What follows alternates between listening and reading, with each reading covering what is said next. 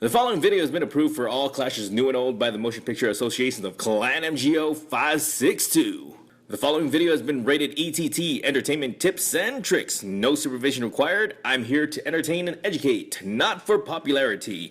Subscribing is not required, but appreciated. Enjoy!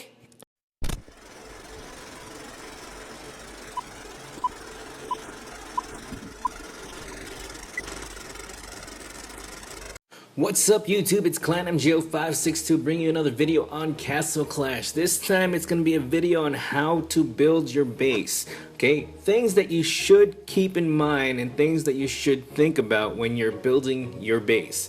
Okay, but before that, I'd like to give a shout out to this guy right here, Pretish.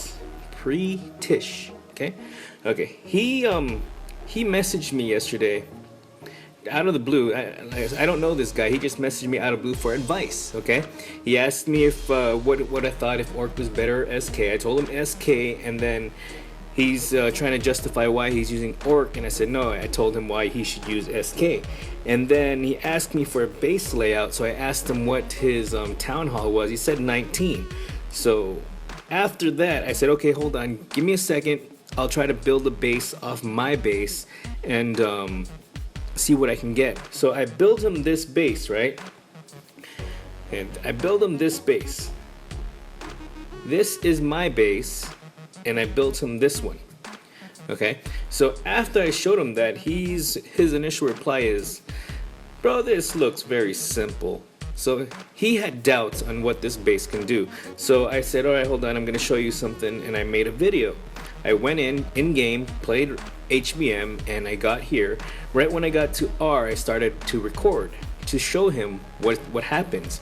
Okay, when that boss drops into the game, his initial target, I don't know why, is always going to be Drak. Okay, he's always going to want to attack Drak. So he's a vampire killing boss, and he can't hit Drak until Drak gets into his range. So you're gonna see here in a little bit, Drak actually gets into the boss's range for a quick second, and then the boss turns around, and then when Drak gets out of his range, the boss turns back around, trying to make his way to the entrance of the base.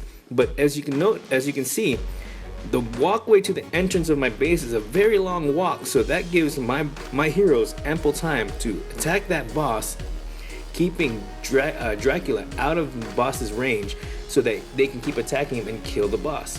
Okay, so when he saw that, he said that was awesome, so he's gonna try my base. So he made my base, and he made the base layout off the page I gave him, and he made this. He said he's not using the arrow towers in the main base. Reason being, his towers are still low level, so which is good because he put them down below. And I already told him that he should I suggested to him that he should switch out one of the towers in the bottom, so you have one arrow at each side, and it works out great for him. Reason being, he's using Santa Boom, which I stopped using, but when I did use Santa Boom, I did put arrow towers near the building, so that way if Santa procced and killed everybody but one little troop, at least the tower will be able to kill that troop and I won't time out. So that's the base he got, and after building that, he was saying thank you. He can now 100% where is it? Right there, he can 100% HBMR now, and that's what I like to hear. I like to hear when people come to me asking me for advice, that my advice paid off and it gives them positive effect. Okay, so let's go back to the main deal of this video, is what you should think of when you're building your base.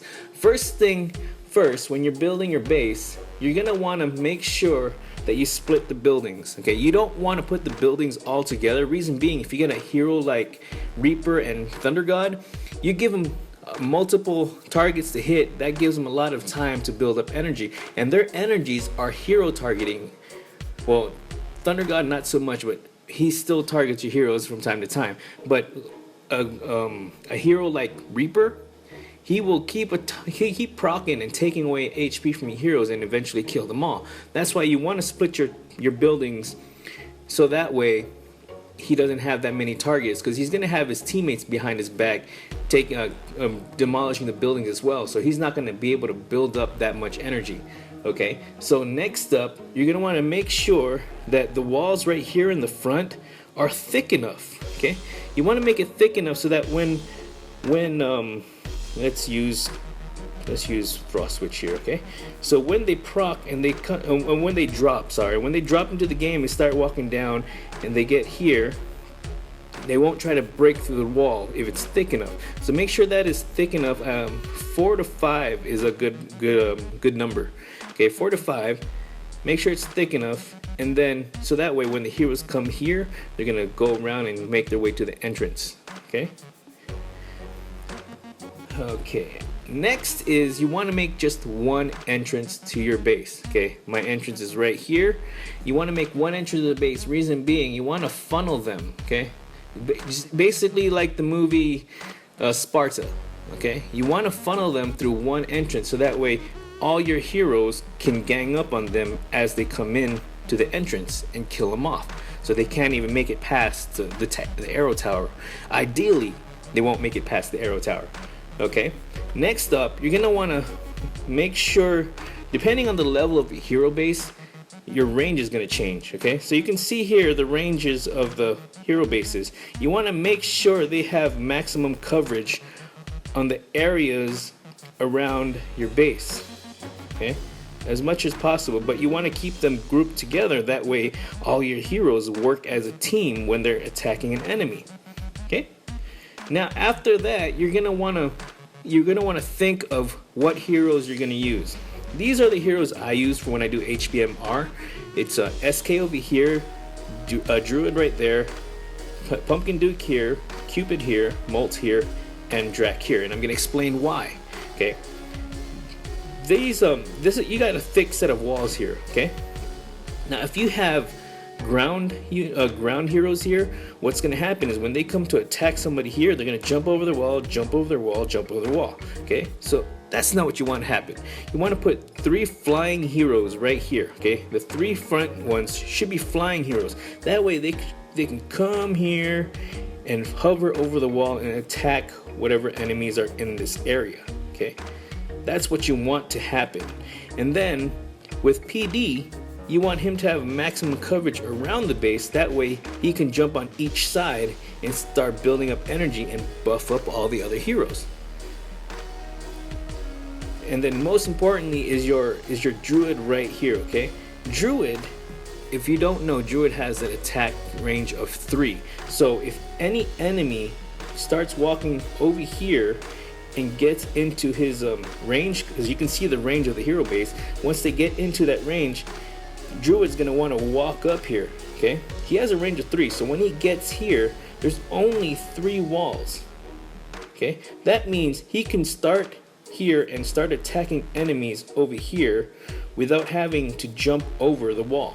Okay, he doesn't have to jump over the wall and attack. No, he can just stay behind the safety of the wall and start attacking the enemies, which is great because while he's doing that, he's safe and he's building up energy, so that way he can heal all your other heroes, and that's what you want to happen. Okay, and last and not least, I know people keep saying that these hero traps right here are useless and that there's no point in getting them, but if you don't have strong heroes, if you don't have good talents, these will save you. Okay, if you don't know, one trap will take out 10% of max HP of the enemy that it's targeting, or the enemy that's in the vicinity when it explodes. That's 10% of their max HP. So meaning to say, if this boss right here is traveling down here, he's traveling, and my heroes over here are attacking him, just going pow, pow, pow, pow, pow. And if ever he does get over here and it kills everybody and he's able to come into my base, as long as my heroes were able to take off at least 10% of his health, once he gets into the vicinity of the bombs, they're all gonna attack him, and then that's 90% of health right there. 90% of his max health. So 90% plus the 10% that my heroes took off, that's 100. That boss is dead. It's happened to me a lot of times when I was still low level and my heroes weren't all that great. And these hero traps will save you if you have them in the right spot. You don't want them too far out in the front of the entrance, because if a hero does come in, here and your traps are right here, they'll go off and go off on that hero when your actual heroes could have just killed that hero. So you wasted a trap. So you want to put the traps in the back, okay, in the back, because normally it's only going to be the boss that is able to get this far, okay. So you want those traps back there. So that's my take on what you should be thinking of when you're thinking of making up your hero base, okay? Those are the factors. You want to split your buildings. You want to make sure the front walls are thick enough so that the enemy heroes don't try to go through the front wall instead of going towards your entrance, okay? You want to make sure you only have one entrance. You want to make sure that you place the hero bases in the proper spot so that it has maximum coverage over the free space around your base. And then you want to make sure that you use heroes that are proper for the position of the hero base, i.e. the flying heroes in front near the thick wall, so that way they can fly over the walls and attack the enemies without having to jump over. And you got to keep in mind the range of attack of any of all heroes that you use. Okay, so you want to make sure the walls are thick enough or thin enough so that they don't have to jump over the wall. Those are the things that you want to think of when you're building your base, okay? And that's about it. As I said before in my previous videos, guys, if you have any questions, comments, or just want to talk, feel free to look me up on the Line app. It's Clan, CLAN, MGO, those are all letters, MGO, and then the numbers 562. So Clan MGO 562, look me up on the Line app. Shoot me a message if you have any questions, comments, or you want some advice, okay? Don't worry, the advice I'm going to give you, I'm going to think of before I start spewing it out. If you want me to roll for you, I can roll for you. Don't worry, I'm not going to... If you ask me to roll for you, and you tell me to do something stupid like roll a 5 Revite for your Dread Drake or your Harpy Queen, I'm going to let you know, hey, you do know that those heroes come with 5 Revite built in, right? So there's no point in putting a 5 Revite on a Dread Drake or a Harpy Queen. I'm not going to waste your gems if I do roll for you. Normally when I do roll for people, I have them online. So as I'm rolling, I tell them what I get and then they tell me what they want me to do with it. So I'm not wasting level 5 talents, level 4 talents, just throwing it away when you could have put it on a hero. Okay? I'm not going to do anything stupid like that.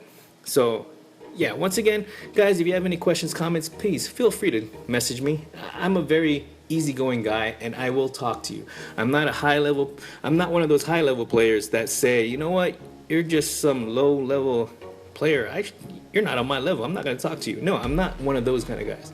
I'm a guy that likes to help, and I love it when I hear people come to me and the feedback I give them actually helps them out. Okay? So this is Clan MGO 562 signing out, and as always, keep on clashing, guys, and feel free to message me.